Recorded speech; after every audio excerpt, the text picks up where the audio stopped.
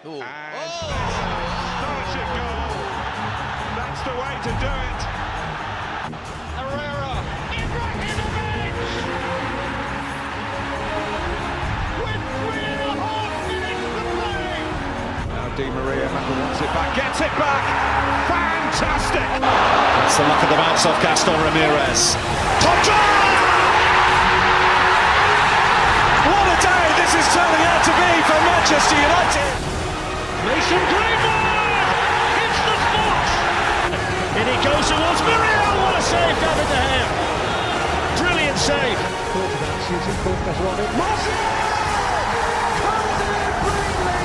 And James, dream debut. Daniel James. Hello and welcome back to the United Devils podcast. My name is Arjun, and this week we will be looking at back-to-back wins for Manchester United. A 3-0 win at home to Watford in the Premier League and a 5-0 win in the Europa League against Club Brugge in the second leg of the round of 32. With me today, I welcome back Arion. How have you been feeling about this United team recently?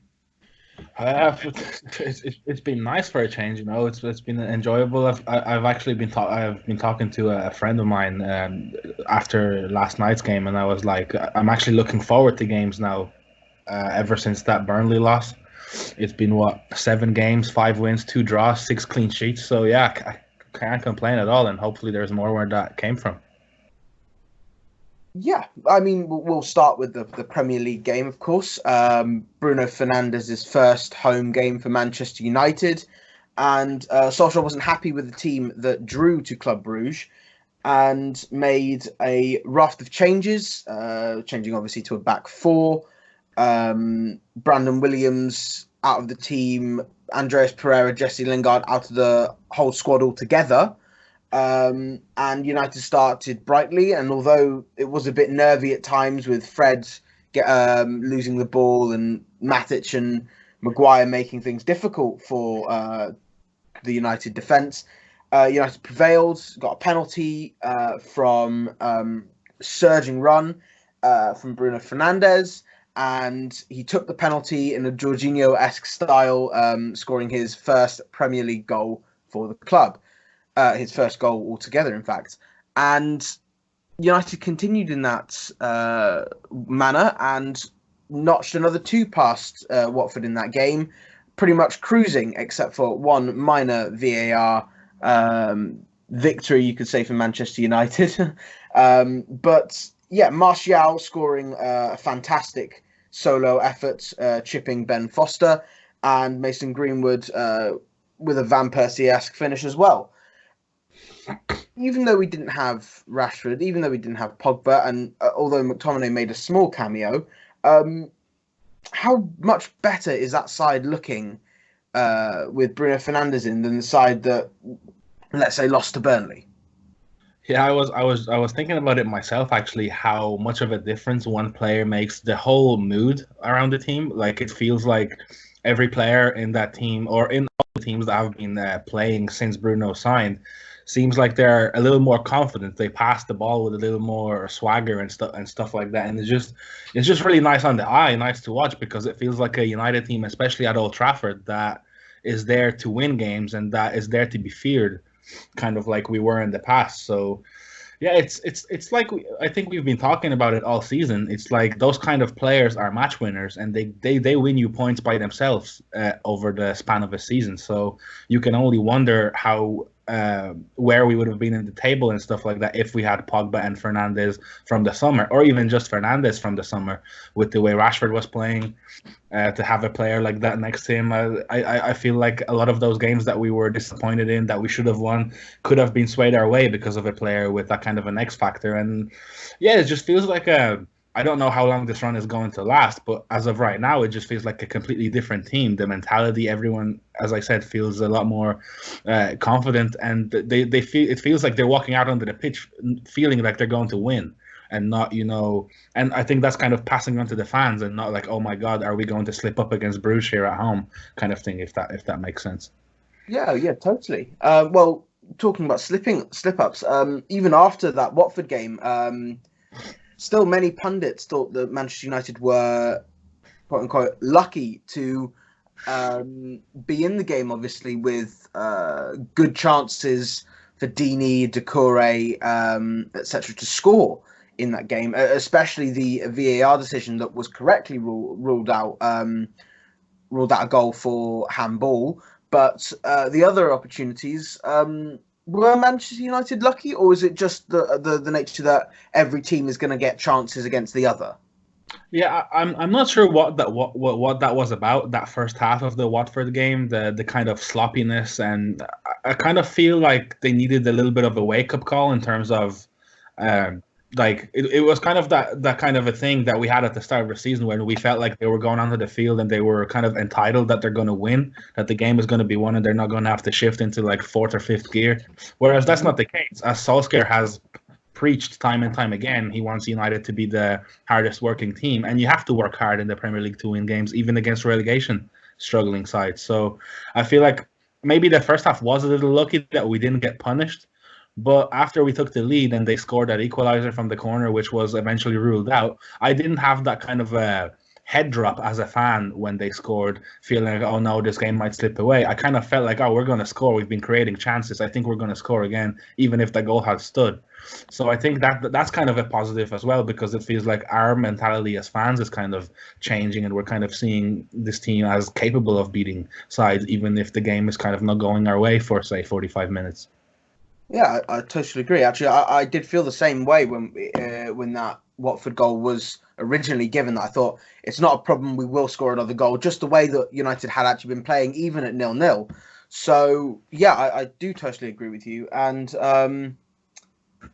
we will just push on actually, because I mean we're going to be talking basically similar ways when United did remain home for the second leg of the round of 32 in the Europa League and hosted Club Brugge. Club Brugge, who had never won in England to this day, and came in knowing that they would have to score to at least trouble Manchester United in some way.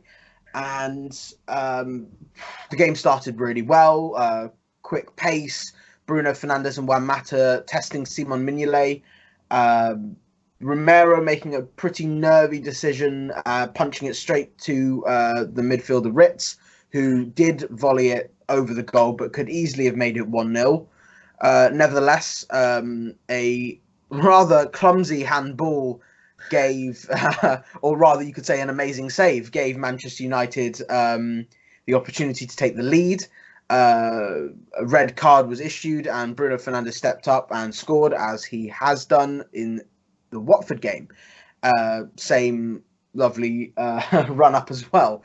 And then United just continued and pressed and were 3-0 up in the first half. Bruno Fernandes playing a role in both of the other goals, with Ighalo scoring his first for Manchester United and McTominay scoring his fourth of the season and on his first start of 2020. United then continued, kept pushing for a goal, although were considering the fact they would have to play at Goodison Park on Sunday, so didn't exert themselves too much. But subs Lingard and Chong had a lot of energy to use and a lot of stuff to prove. So won the ball back a few times and got 2 assists from it. Lingard setting up Fred and Chong also setting up Fred for the fourth and fifth goals. Overall, would you say it was a deserved win, or would you say that it was just down to the red card? Oh no, I think the game looked like it was going to, like, the way the game played out, even though they got a man sent off, it looked like it was going to be that kind of a game from the start. I thought I love the start of the game, even though it was a little chaotic and we could have conceded like once or twice. They kind of caught us on the break once, and then the chance that you mentioned. But it was a good chaotic, it was the kind of intent that United came out with that I haven't seen in a while at Old Trafford, where from the first second they kind of jumped at their opponents, tried to win the ball back, and we could have scored a couple of goals before they got their player sent off. And then eventually when he made that great save, but a stupid decision to handle the ball, it was another good piece of build-up play, and Dan James, I'm not sure if that was going to go in or if Minile was going to get to it, but it was another very good opportunity. So I feel like we were going to be knocking on that door, and we were going to knock the door down eventually. And I think it was a very well-deserved victory over the course of the game. We had, I think, 28 shots and 10 on target or something like that, which was like ridiculous. So it was really nice to see, because it was one of those games where we're playing against the team that we're supposed to win, and we're really putting them to the sword. Like the team is, even though in the second half we understandably kind of slowed down because we had nothing else to play for, really. We didn't want to get any more injuries. We wanted to take players off. But they still got 2 more goals, because whenever there was an opening, they wanted to get that goal. There was no handbrake being pulled up and protecting the result, which is something that I liked. But yeah, that first half was ruthless. Like, it could have been 5-0 at halftime, and I really enjoyed that performance. I can't say I expected us to put 5 past them, but I did think we were going to win quite comfortably, because I expected us to play something more closer to our first 11 with the likes of Fernandes coming back in and stuff like that. So I did think when we're going strongest 11 versus strongest 11, we're going to beat Club Brugge comfortably, but I didn't think it's going to be a 5-star performance, which it turned out to be. Yeah, for sure. Well, one of the experienced, or rather first-team players that was supposed to be playing but pulled out of the squad was Anthony Martial, who had a thigh injury.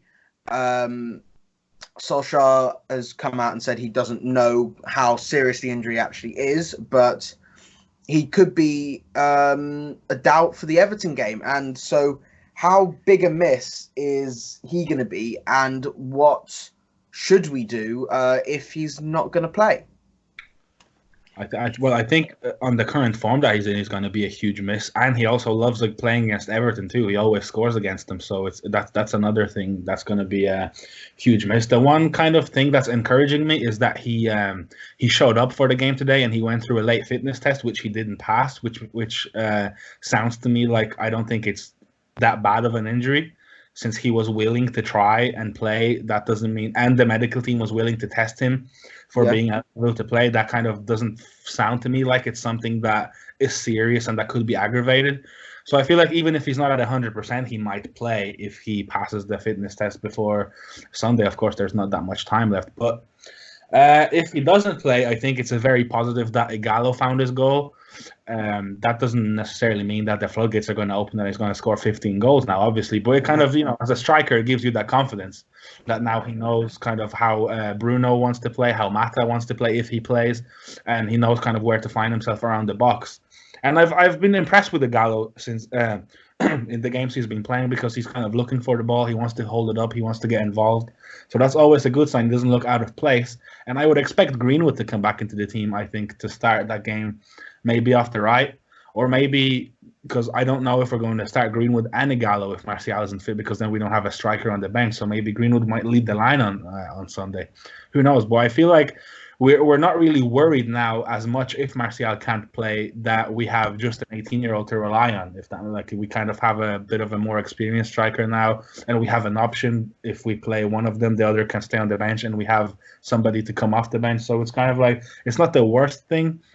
But I would hope that Martial can make it and play, because he's been important since after that break.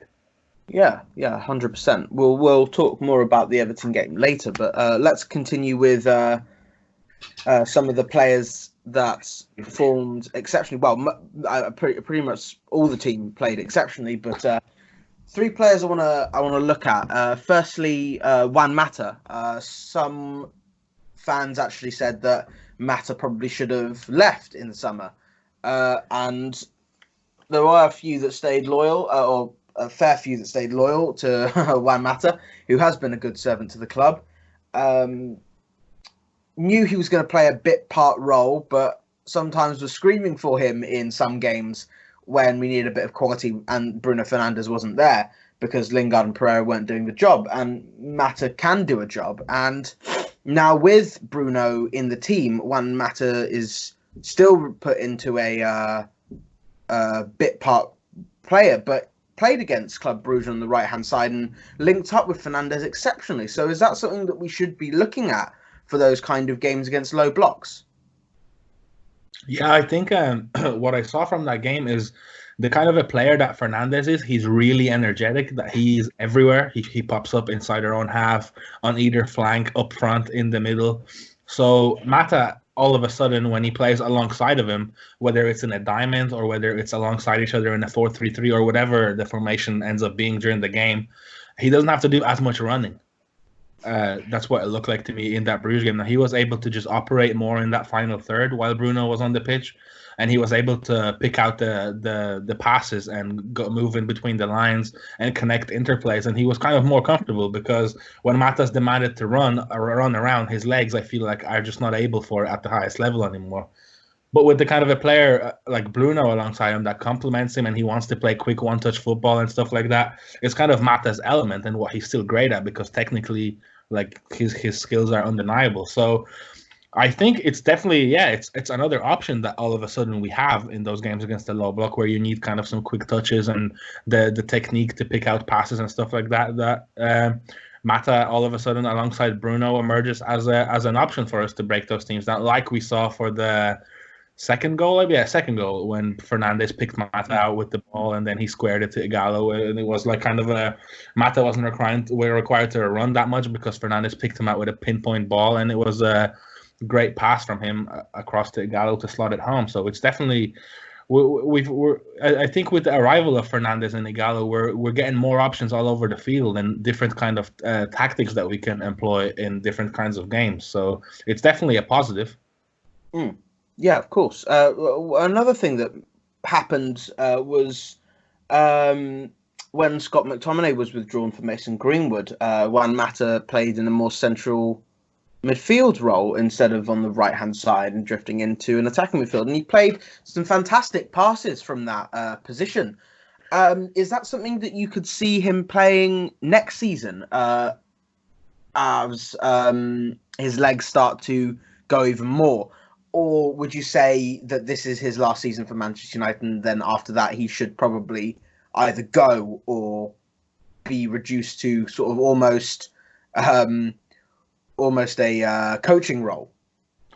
I don't think he's going to leave in the summer. I think he's the kind of a player that for if he's going to just play in the cup games or in the group stages of whatever competition we're in, or play alongside young players in cup games against lower league opposition, he's a valuable player to have.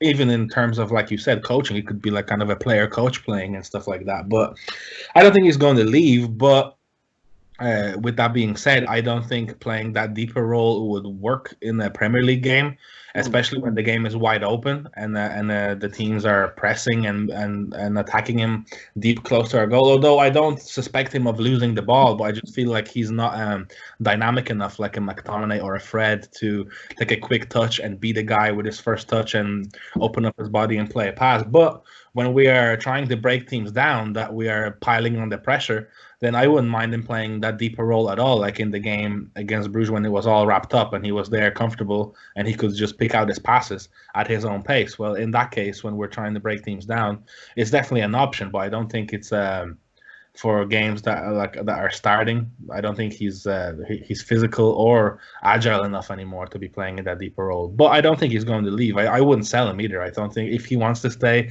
and play a squad role, I think he's a player worth keeping. Right, okay. Thank you. Another player that's actually been linked with a move away in the summer, a couple players, is Luke Shaw and Jesse Lingard. Luke Shaw has started the last few games and actually been performing very well, both as a left centre-back and as a natural fullback, and has been making some good runs, defending exceptionally, as he has been pretty much for the last 18 months.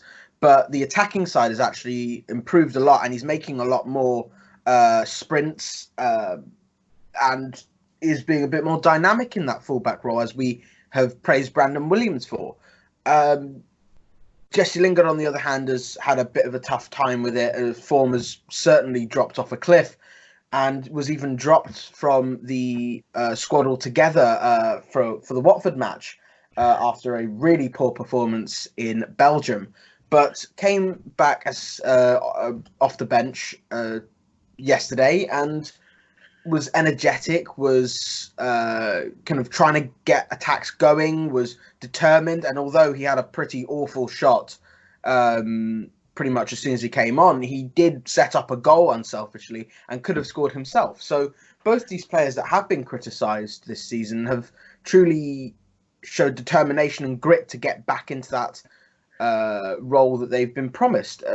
What do you see for both of their futures? Well, I think in terms of Luke Shaw, I don't think he felt in danger with Ashley Young being there because Young was old, so he wouldn't take his position for years to come. Whereas if he has any sort of aspirations of being a Manchester United player in the future, he saw the emergence of Brandon Williams and he was like, oh, that's a 19-year-old here that's getting picked ahead of me, and that's not an Ashley Young that might retire in a year or two. So I think that's definitely, whether he will admit it or not, that's definitely pushed him to kind of, I don't know if get his act together is the right thing, but definitely to work harder. Because before the break, we would complain a lot about his work rate, not tracking back, being out of position. And you can't really say any of those things about him since after the break. He was excellent in the Chelsea game and in all the games pretty much that he's played with. He hasn't been making a ton of mistakes. He's been getting caught out of position a lot less. And yeah, when he's been playing at left back, he's been very good going forward too, taking quite a few shots as well and getting into the box areas like Williams usually does when we're on the attack. So I think, well, I wouldn't kind of feel like we're going to look to move Luke Shaw on. And I feel like if we can have him playing at a high level and Williams there with him, that's a very good two players to have to fill that position for at least next season, to see if either of them can establish themselves as a first choice players, whether that will be Shaw kind of claiming his authority as the older, more experienced and player that's about to enter his peak, or Williams will just kind of outplay him and make that position his own. But I wouldn't say that getting a left back is a priority for us going into the summer if Shaw can continue playing like this and commit to playing at this level and working as hard as he has been. So I think that's definitely a positive, and hopefully he can finish off the season strong and fit without any injuries. And yeah, that kind of makes our left hand side very solid and gives us options. And then in terms of Lingard, yeah, it was promising to see that he was a bit more accurate with his passes, although there was a couple that he misplayed because it just looks like he's just out of sorts right now. But it was definitely good for him to get that assist. I thought that he was going to shoot when he broke through inside the box, but it was good to see that he was aware and put the team first and laid it off to Fred to tap it in. And it's really difficult to gauge what's going to happen in the summer, because we can see when we bring in the kind of higher standard of players that we have been missing the levels, and how much better Bruno is than both him and Andreas Pereira in that position. And Bruno hasn't even been playing directly in that number 10 role. He's been kind of roaming around, but he's been so effective everywhere he's been playing. And it just shows that kind of step up in quality that we have experienced since he was introduced into the team. And it's just kind of difficult to gauge. Again, on his personal aspirations, what does he want in his career? Does he want to stay at United, fight for a place, kind of hope to rediscover his form? Or if he doesn't, be a squad player? Or does he want to move on and try to, I don't know, reinvent himself somewhere else and play regular football? So I think a lot of that is going to be down to him. I wouldn't say that United are going to be actively pursuing to offload him if he would like to stay and fight for his place, because again, he can be an effective player in the big games, and I feel like he's definitely not as much of a problem as people make him out to be, especially when we have better players to choose from. You don't have to play Lingard every week anymore when you have a Fernandes and Pogba, or if Pogba leaves, whoever replaces him, so Lingard all of a sudden becomes an option. You're not forced to play him, and then if he's an option and he plays less regularly, then he can still be effective in some games. So I think it's going to be an interesting summer, but I feel like that decision of whether he moves or stays is going to be more down to him than the club trying to push him out. Yeah, do you think it's going to be a lot more down to the fact that he's got Mino Raiola as his agent? Yeah, again, that was a very strange move by him when he decided to join Rayola's team, and especially at the time, like it was a lot of noise about Pogba and Rayola piping up and talking crap to Solskjaer and stuff like that. So it was a very weird timing of that.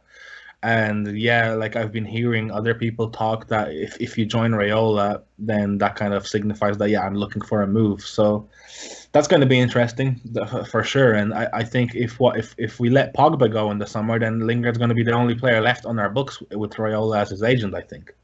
So maybe that might push the club to offload him and just cut all ties with Mino, because it feels like he's been more of a virus to our team in recent weeks, especially in the media, than some of the players and other people around the club. Yeah, thank you. Well, before we move on to the previews, let's talk about some of the other games that have been happening. And of course, Champions League round of 16 has begun and started quite dramatically. And while Chelsea seem completely out of it, one of the ties that you could say shocked, but is certainly one that I'm looking forward to the second leg, is Real Madrid-Manchester City, where Real Madrid took the lead at the Bernabeu with a goal from Isco, but saw themselves pegged back with Gabriel Jesus and Kevin De Bruyne getting goals late on. And of course, Sergio Ramos saw red for the 26th time in his career. Who would you be predicting would be going through in the second leg? Well, I think City are definitely in pole position, and I'm not all that confident that Madrid can pull out a result, especially without Ramos at the Etihad. But obviously in football, crazier things have happened, and City have been kind of like definitely the most inconsistent as they have been probably since Guardiola's first season at home and away. So I definitely don't think that the tie is over. And Laporta is gone again with an injury, so that's going to be a huge knock to City's defense, and we know how shaky they have been without him. So it's definitely still an open tie, but I would tip City to go through, because I can't see Madrid beating them. I think they need a 1-0 in order to progress, or more, and I just don't feel like they're going to be able to shut out that City offense. But while scoring themselves. So it's been kind of a weird season for Madrid, because in the Spanish league doesn't really reflect how good you are, because of, I don't want to say a low standard, but the high quality teams that are there, like even Atletico, have kind of knocked off a little bit. So it's just them and Barcelona, and it's not like them two are world beaters this season by any means. So I feel like I wouldn't expect them to beat City in the Etihad, and City are probably going to be motivated, because that's kind of this season might be their best chance to win the Champions League, because they don't have the league to focus on anymore. So they can put all the eggs into one basket and just make sure that they put Madrid away. And Guardiola seemed happy enough at the Bernabeu to play a little more defensive, so I wouldn't be surprised if he does somewhat of the same thing in the second leg. Yeah, well, one thing you did mention is the Laporte injury, and it does say he might be out for weeks. So how big is that with the Manchester Derby just around the corner? I mean, it's great for us. Yeah. especially that they're coming to Old Trafford now, and I think we're going to be desperate to put in a better performance than what we did in the Capital One Cup semi-final first leg.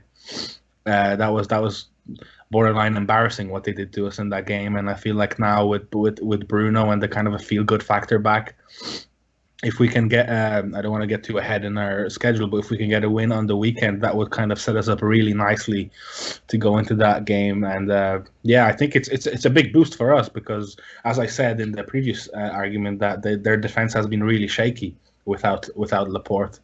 They have kind of ticking time bombs when it comes to mistakes playing in at center back without him. So yeah, it's definitely kind of, I don't know if evening the playing field is the right kind of statement, but it's probably an advantage for us to go out there and grab the game by the scruff of the neck and look for a win. Yeah, well, hopefully we will be. Hopefully we will get the win against Everton, and let's talk about that now. Manchester United do have to go to Goodison Park this Sunday to face a revamped Everton side under Carlo Ancelotti. Last time Manchester United went to Goodison, it ended disgustingly for us, a 4-0 defeat with a pretty strong squad in the lineup, besides perhaps playing Phil Jones, Chris Smalling at centre-back and Victor Lindelof on the right-hand side. How much will Solskjaer be trying to get those players to put out a performance 100 times better than that one last year? Oh, big time. It's a kind of the same situation as we will have going into the City game, where the team talk kind of writes itself for him. Like, look, the last time we were here, we got absolutely thumped and embarrassed, and he called it probably the worst performance he's seen or whatever after the game, and said that a lot of those players will not be in the team come next season. And he was right. There is a lot of those players that are gone now. The back line is different. We have better players going forward now. The midfield isn't that different, but like the team kind of has a different look and feel about it now. So it's definitely that, and the City game has the kind of a team talk that, like, I don't really need to motivate you guys here. Like, go out there and show that you are better than what you showed before. And of course, we have everything to play for now. 3 huge games coming up, so I think it's going to be it's a huge game. Like, every game now in the league is kind of a cup final for United if we want to make top 4. And I don't think the players are going to need a lot of talking to be able to turn up for that game and put in a good performance. And I'm quietly confident.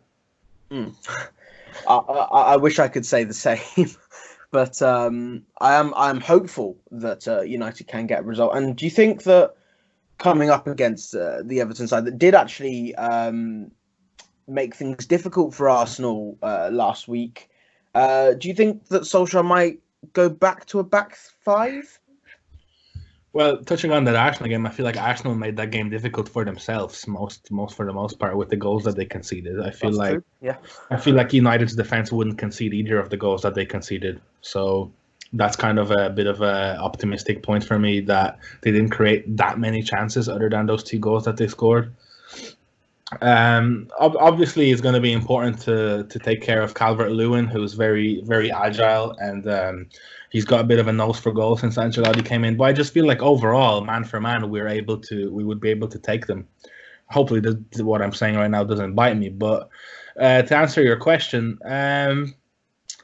well, I think Everton have been playing 3 at the back, haven't they, with wing backs recently? Have they? Or they used to. I know that Sidibe used to be playing. They must have played for a while. Maybe they've resorted back to 4 now. So I think they might have done against Arsenal, but I wasn't sure because when I watched the game, I saw Fabian Delph playing as a left-sided centre back at times, but I don't know whether that was just his roaming midfield role or was it. I wasn't too sure, but I think maybe it was like that because Baines isn't the most let's say energetic fullbacks, but Lucas Digne is probably going to be back for the United game, and how sort of that's going to be a massive bonus for Everton because he's just he's a quality player. I think he's probably one of the best left backs in the Premier League right now. Yeah, so no, for sure, and he's a danger man. He has an eye for goal, and he's always running up there. But the one good thing about it is that he's playing on Wan-Bissaka's side, which is kind of the comforting thing. But again, going back to your question about the formation, I would like us to stay with our way of playing and play 4 at the back, but I wouldn't be surprised if we went back to the 3-5-2, I think, if you want to call it, and bring Williams probably back in after giving them 2 games of a break. And it's definitely like that's a good problem to have when we don't really know how we're going to line out, because both formations can work.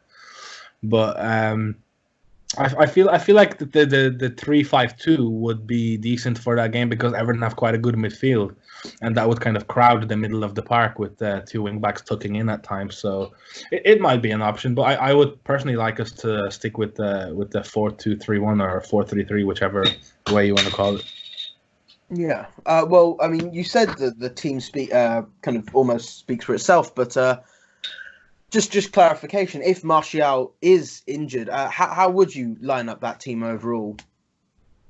So for me, I would go with 4 at the back. So De Gea, Wan-Bissaka. I think Lindelof comes back in because you don't want to put too much workload on Bailly. So Lindelof, Maguire, and then I would imagine Shaw will keep his place. I don't see that there's probably not a need to change the fullbacks right now. And then I this is where I have a dilemma. Does McTominay and Fred keep their positions, or does Matic come back in? The fact that McTominay came off after 70 minutes kind of makes me feel like he might be prepared to start. Yeah. Or all 3 of them might start if we want to crowd the midfield, but I'm not sure, but for me, I would keep McTominay and Fred in there as the double pivot, and then so I'm doing this team if Martial isn't playing, right? Yeah. So yeah, that's the kind of difficult part because I don't know if I want Mata to play again, and he played 90 minutes there. So I think what I would go for is that's tough. James and Fernandes for sure, and I think I would play. Ideally, I would play James, Fernandes, Greenwood, and Igalo, but that kind of leaves us exposed when it comes to bench options. So I think one of Greenwood or Igalo is going to stay on the bench, and I don't know. Maybe you just throw Lingard in there because we don't really have without Martial that right hand side. It's that right hand side. You don't want to play Mata again after playing 90 minutes on Thursday, especially in an intense game against Everton. So that's kind of the only position that I'm not sure who is going to fill, but maybe Lingard after a positive showing can step in there and just for workload alone to press them and win the ball back alongside a player like Bruno who takes the final third creativity load onto his back. Maybe Lingard kind of with the pressure off can perform a little better. Yeah, thank you. Personally, if Martial is going to be injured, I might consider Diogo Dalot on that right-hand side, actually. Just because of the deliveries he can put in. He adds a bit of physicality because I think he's around 6 foot. And just the fact that he has a bit more final product than Lingard, for me, personally. Yeah, now that I'm thinking about it again, while you mentioned that, I feel like the formation that we're going to play will be decided by whether Martial is fit or not. Because if Martial can't play, then we can play that 3-5-2 formation, and that kind of we can add an extra defender in there. So drop Luke Shaw into the center back, push out, bring Brandon Williams in Martial's spot, like not head to head, obviously, but he fills in that wing back position. Then Wan-Bissaka or Dalot on the other side, and then kind of the rest of the team can stay the same as it was today. Yeah. Or today.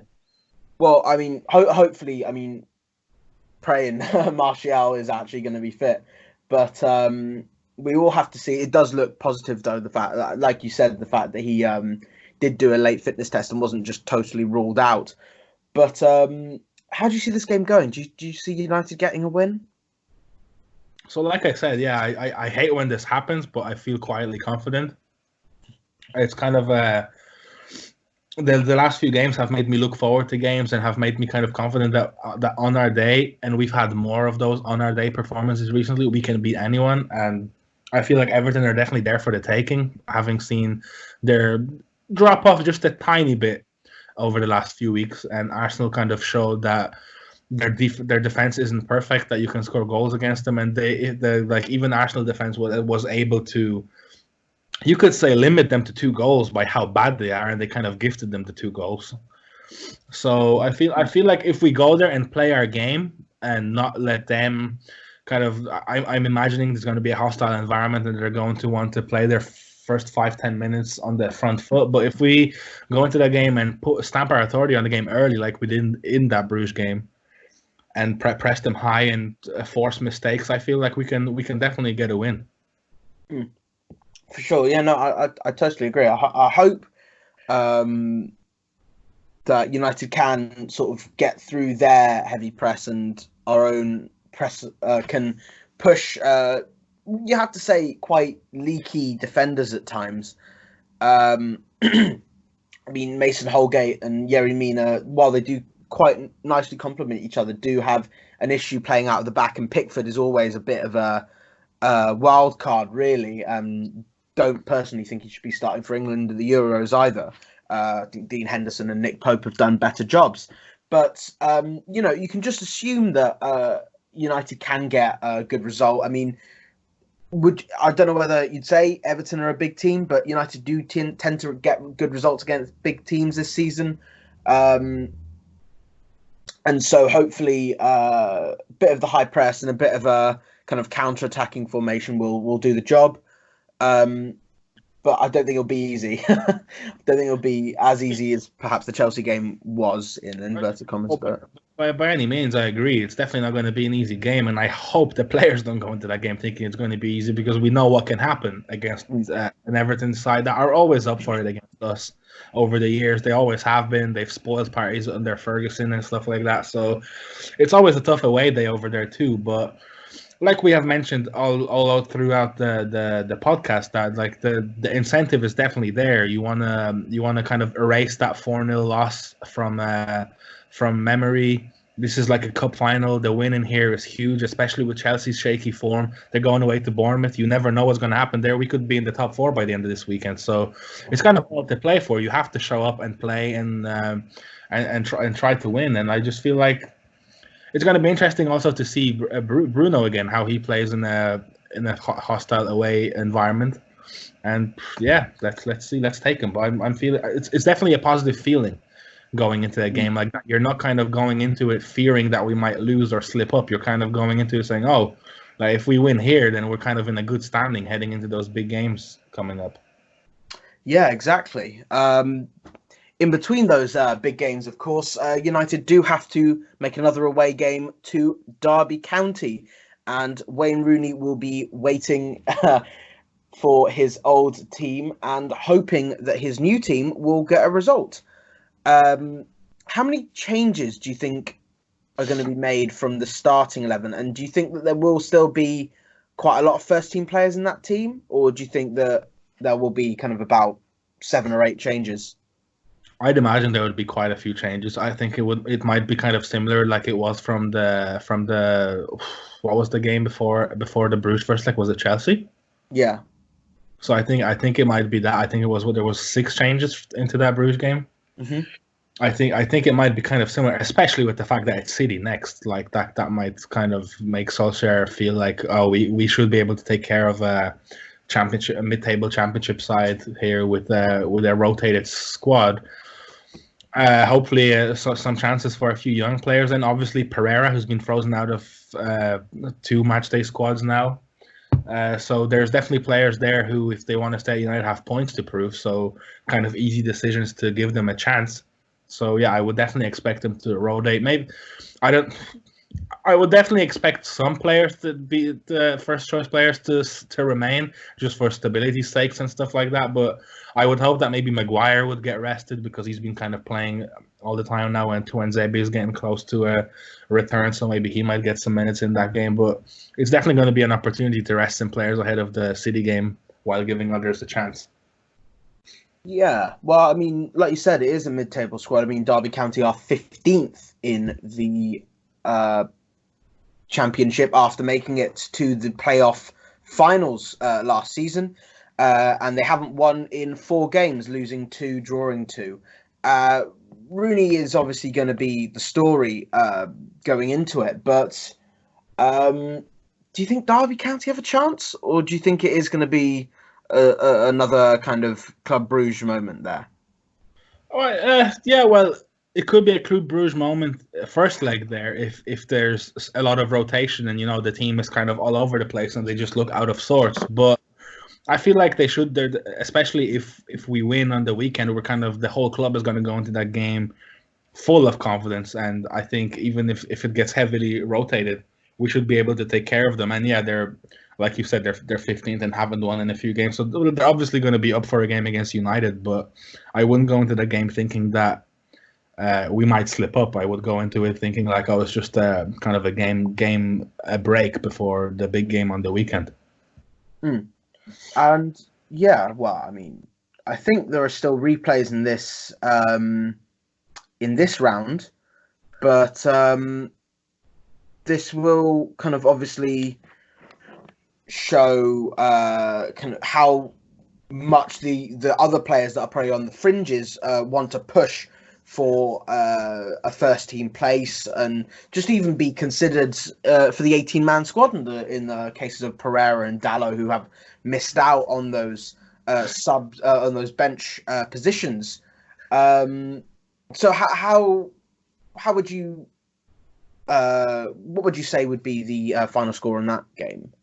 In the Derby game? Yeah. Well, it's difficult to predict because we don't know what kind of a team is going to play.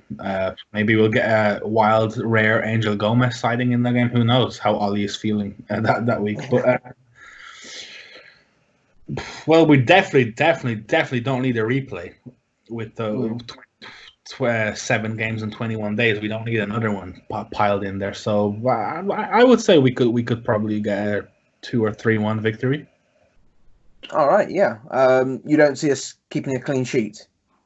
If we rotate heavily and maybe some players coming off injuries will play in the back line, maybe they will sneak one past. Maybe Rooney will score a worldie, which would be nice to give him a goal against us. Actually, apologies. The FA Cup 5th round, which is this round, does not have replay, so it will go to extra time. So that's it. That's excellent. That's at least a slight relief. But hopefully it won't come to that. And yeah, I do think that maybe it'll be a 2-1 or 3-1 if the team is heavily rotated. It does also depend on results from the Premier League, but that will remain. We'll see how that goes. Arsenal bowed out in dramatic style from the Europa League with a 2-1 loss at home to make the aggregate score 2-2 and going out to Olympiacos on away goals.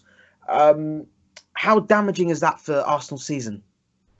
I hope it's brutal. I hope it pushes them into the bottom half of the table. Which it's kind of like I saw a lot of things that they're still waiting for the new manager bounce and stuff like that. It's funny, especially now that we're winning, to have to look at their struggles. But it could be a blow. It looked like their players were really taking it hard. There was tears and stuff like that, and obviously that chance that Aubameyang missed that would have put them through that might be damaging for him and his personal confidence, and seeing how he might bounce back from that. But it's definitely I think they're only 4 points behind us, so 7 points behind Chelsea. But it just doesn't. You just don't get the feeling that Arsenal are going to make that ground up with how they have been playing. And it just feels like they're closer to dropping than getting higher in the league. So kind of the cups are kind of their only way of making a somewhat run out of their season and bring excitement to their fans. So there's definitely, even though they're going to make an excuse that now they can focus on the league because they don't have midweek Thursday night games, it's going to be a blow to the whole mood around their club in the near future for sure, because after winning 1-0 away, they kind of probably thought they're going to cruise through this home tie and be in the quarterfinals. And when you're in the quarterfinal, then it's anybody's game to get to the final and win the whole thing. So it's definitely going to be damaging. It's going to be interesting to see how they bounce back on the weekend from that, because, like I said, it looked like their players were hit pretty hard by it. Yeah, well, I mean, fortunately for them, they don't have a Premier League match because of Man City playing in the Carabao Cup final, but they do have a game against Portsmouth on Monday night. So we'll see how they do fare against lower league opposition. I believe Portsmouth are in League 2. Actually, also quickly before we finish, while we're at the time of recording, the Europa League round of 16 draw will be happening in 2 hours' time. Solskjaer sort of joked that we'd probably get Wolves again, because it's only been a couple of weeks since we played them. But anyone you might be looking forward to getting or possibly avoiding? I mean, it's funny because like I saw somewhere on Twitter that somebody said it's not that we're scared of Wolves, we're just sick of playing them. Honestly, Yeah. like it's just the past few games have been just like we were struggling to break each other down, and so little goals, and we've kept so many clean sheets. So if we ended up getting them, it's not that I would feel bad or not confident about us advancing. It would just be like, oh, not again. We've seen them so many times. So I just hope for the sake of entertainment we don't get them. Like my ideal clash would be Rangers. I would love to see us play against Rangers and bounce Steven Gerrard's team over 2 legs and see the reception he gets coming into Old Trafford. I think that would be great entertainment for sure. Of course, Inter Milan are in, we could be facing them. We could be facing Sevilla, who have given us a lot of trouble over the years. Roma as well, who, we've got a player on loan there. And Wolfsburg, who knocked us out of the Champions League in Van Gaal's final season. So we have got a few teams that we've come up against and could exercise a few demons against, but hopefully we'll get a nice draw and then just keep on going. And as the good teams start to whittle away, United's chances get better and better. So fingers crossed we get a decent draw. But it's good to see that 3 British teams have actually got through. It seems like a while since that's happened. So that's a bit positive. But I'm afraid that is all we have time for this week. Thank you for listening, and thank you to Arion for joining me. Tune in next week, in which we will discuss the Derby game and the Everton match, as well as previewing the Manchester Derby and whatever faces us in the Europa League. If you have any questions or any topics you'd like for us to cover, then please comment below on this video or on the Twitter or Facebook post. If you enjoyed this video, please subscribe to our channel and follow us on Twitter for all of our content.